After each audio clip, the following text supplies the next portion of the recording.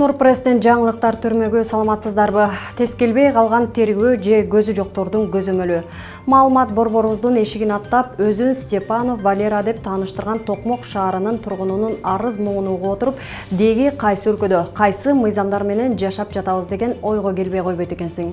Улгайып калган Валеранын айткандарын угуп, менин милициям мени коргобой эле кордойт экендигине, анын көтөрө келген бир кап документтери далил болуп турса дагы кантип эле ушундай болсун деп биздин кабарчылар таң калышты. Биринин артынан бирин ала келген документтерин столубузга көтөрө чаап, ыйлап дагы айтып дагы жатты. В Токмаке следствие заволокитилось на 7 месяцев. Следователи не работали, старались прикрыть следователя Султанбаева. Все это время мы бегали в ГУВД, прокуратура, затем начали ездить в областную прокуратуру, генеральную прокуратуру. Дело находится на контроле во всех вышестоящих органах.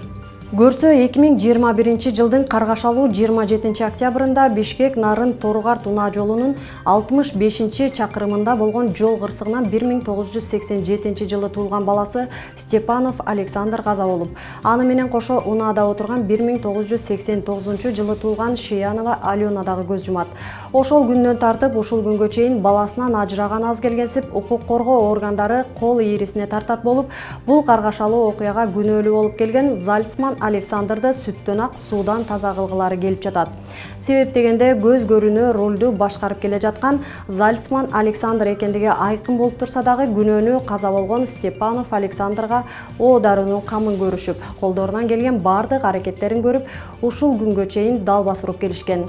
Алардын арасынан көзөмөл органы делинген прокуратура, теңирден тескери тергешкен тергөө кызматы, ал эмес Чүй Токмок соттук медициналык экспертиза бөлүмүнүн башчысы Омошев дагы орун алышкан. Дегенибиз Токмок шаарынын ички иштер бөлүмүнүн тергөө кызматынын тергөөчүсү Султанбаеванын чыгарган токтомунун негизинде эксперт Омошевдин жүргүзгөн экспертизасы бир топ учурларды жаап, жашыруу багытында өткөндүгү маркумдун сөөгүн эксгумация кылганда ташка тамга баскандай көрүнүп чыккан.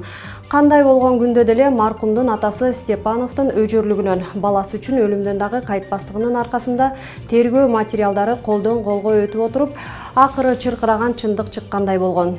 Жол кырсыгында унааны каза болгон Степанов Александр эмес, Зальцман Александр мас абалында башкарып келе жаткандыгы толугу менен далилденген. Ошол чыркыраган чындыкка жеткенче атасы Степанов Валеранын башынан өткөндөрүн тынч угуп отуруу мүмкүн эмес эле.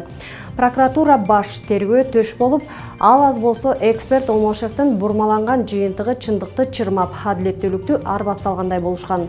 Хозяйке машины Зальцман Елене можно мой номер телефона пробить, установят, в какое время был звонок, где-то около часа дня.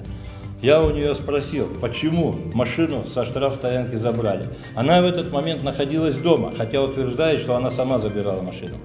Это моя машина, что хочу, то и делаю. Я говорю, как так, дело не закончено, это же вещественное доказательство. Дело закрыто, вы туда не лезьте. Вот так ответ был. Акырында чыркыраган чындык жеңип, 2022 жылдын 30 сентябрында Ысык Ата районунун прокурорунун орун басары Качыкеевдин бекитүүсүнүн негизинде иш сотко жөнөтүлгөн. Жарым жылга созулган сот отурумдары Токмок шаардык сотунун судьясы Айпери Арстанбек кызынын чыгарган өкүмүнүн негизинде 2 кишинин өмүрүн алып, 3 жашы жетелек балдарды жетим калтырган Зальцман Александр 3 жылдык пробациялык көзөмөл алып, ырдаган бойдон сот залынан чыгып кеткен. Мындай акыйкатсыз өкүмгө нааразы болгон маркумдун атасы апелляциялык даттануу менен Чүй облустук сотуна кайрылат. Чүй облустук соту бул чуулгандуу ишти үстүбүздөгү жылдын 17 августунда карамакчы болуп турат. Сотко кысым болуп жатат деген жалаадан алыс болууну көздөп, азырынча колубуздагы бар материалдарды чыгарбай турууну туура көрүп турабыз. Бул акыйкатсыздыктын айынан араң жеткен ишке Чүй облустук сотунун коллегиясы кандай чечим кабыл алат? Аны бир Кудай жана соттордун абирлери гана билет.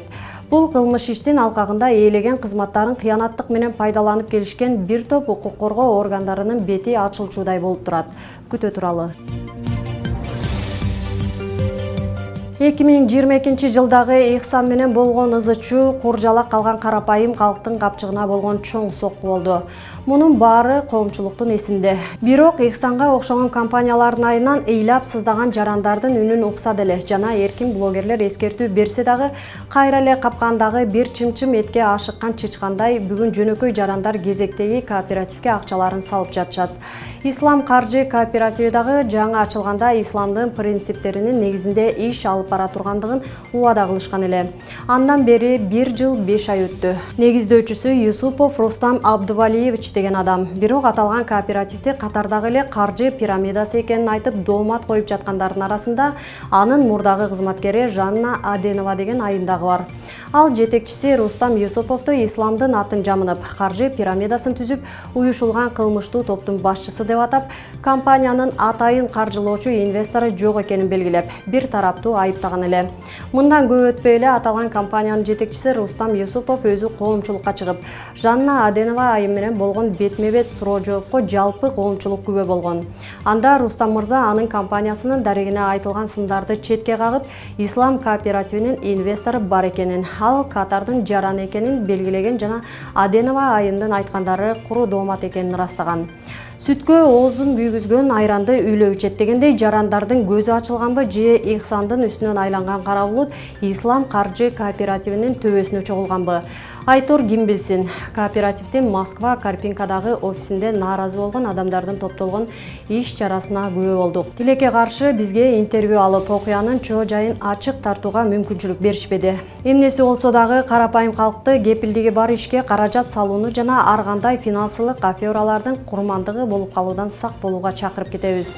Болор иш болуп боесу кангандан кийин тергөөдөн тергөөгө, соттон сотко чуркап, алдап кетти, жеп кетти деп президентти баш кылып, Ташиевти төш кылып, кайрылуулардын алдында мындай финансылык мекемелер канчалык мыйзамдуу экендигин 7 жолу эмес, 70 жолу өлчөп барсак деген эле тилек. Эртең менен эрте Бишкек шаардык сотунун алдына ар түрдүү плакат көтөргөн жарандар чогулушту. Алардын айтымында буга чейин бир нече сот отуруму болуп, ал тургай жогорку соттон да утуп чыгышкан. Бирок кайрадан эле жаңы ачылган жагдайлар менен кайра кароого жиберилип жатканында кандайдыр бир сыр бардай. Анда сөз башынан болсун. Буга чейин сот тармактарда жогорку кеңештин депутаты Жусупбек Коргонбай уулу менен бейтааныш жарандын ортосунда чоң суммадагы акча боюнча сөз болуп, ал ортодо сатып алуу, сатуу боюнча видео таркаганы маалым. Мына ушул иштин аягы минтип соттун алдына плакат көтөрүп чыгууга себеп болгонун айтат. Тактап айтсак, сөз УУ ТАШ жоопкерчилиги чектелген коомунун ишмердүүлүгүнүн тегерегинде болуп жатат. Аталган коомдун негиздөөчүлөрүнүн бири Токтосун Жамалов буларга токтолду. Ошол УУ ТАШ ЖЧКсын Ысмантоо ЖЧКсы кылып өзгөртүүрү атат. Ошодон бери мына 3 жыл өттү. 3 жылдан бери 95 жолу сот процесси болду. Мен президент Садыр Жапаровга, УКМКнын төрагасы Камчыбек Кыдыршаевичке мен кайрылууга аргасыз болуп атам.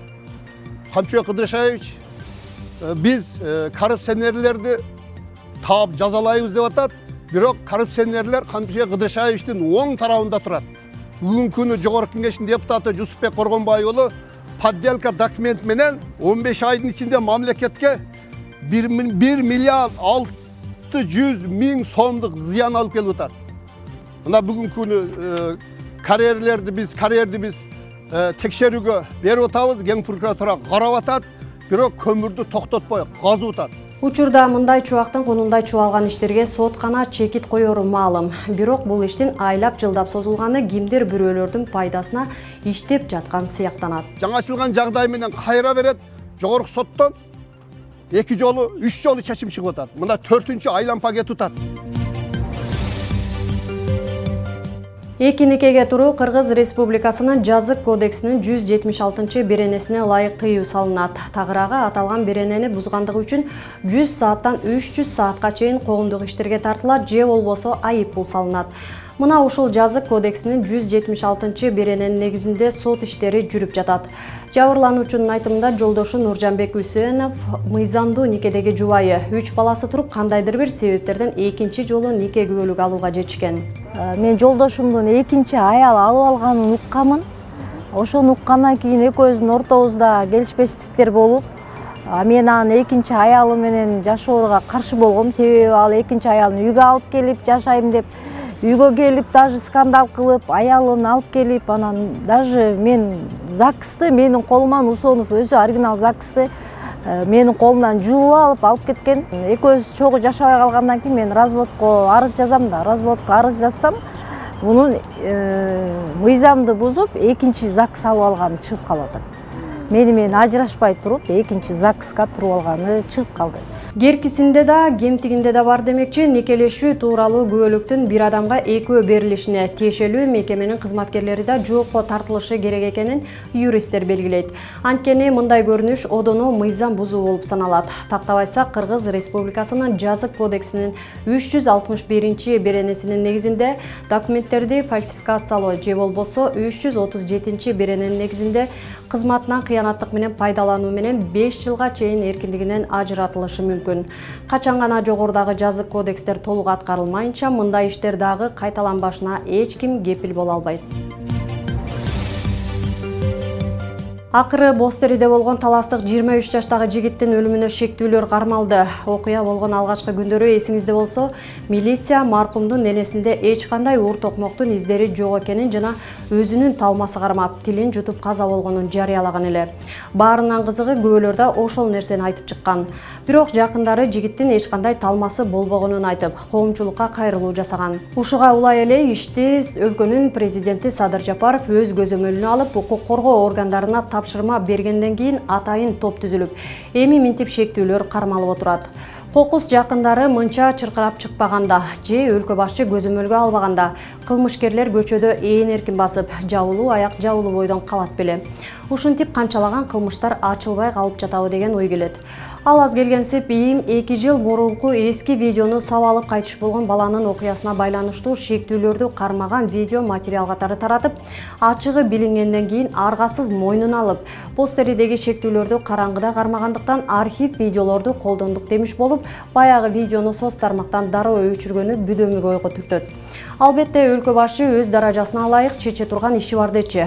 Кыргызстандагы кылмыш иштерин изилдеп, тергеп, көзөмөлдөөчү Ички иштер министрлиги ошол эле башкы прокуратура ишин тиешелүү түрдө алып бара албаса, коомчулукка тийгизген пайдасы кайсы дейт экенсиң? Белгилүү орусиялык блогер Михаил Тимочка кыргызстандык үй-бүлөгө 550 000 рубльдык автоунаа белек кылды. 14 августта блогер өзүнүн сюжеттерине мени менен эмне кааласаң ошону кыл деген батылга катышканын жарыялаган. Ага кокусунан өтүп бара жаткан адамга машина берүү керек деген тапшырма берилген. Михаил машинанын терезесинен баласын коляскага салып, сейилдеп бара жаткан жубайларды көрүп, унааны дал ошол адамдарга бериш керек деп ойлонгон. Видеодо жолдошу анча ишенбегени көрүнүп турат. Ал эми жубайы токтоп блогерден эмнеге аларга берип жатканын сурап, сүйлөшкөнүн угууга болот. Кийинчерээк күтүүсүздөн унаалуу болгондор кыргызстандык жубайлар экени белгилүү болгон. Айдана Бекмамбетова Instagram баракчасына керек учурда керектүү жерде болгонубуз үчүн Аллахка шүгүрлөр болсун деп билдирүү калтырган. Ошентип блогер 13 августта алган унаасын кыргызстандык жаш үй-бүлөгө белек кылды. Нурпресстин жаңылыктарын YouTube, Instagram, Telegram, Facebook'tan көрө аласыздар. Нурпресс чындыктын изи менен.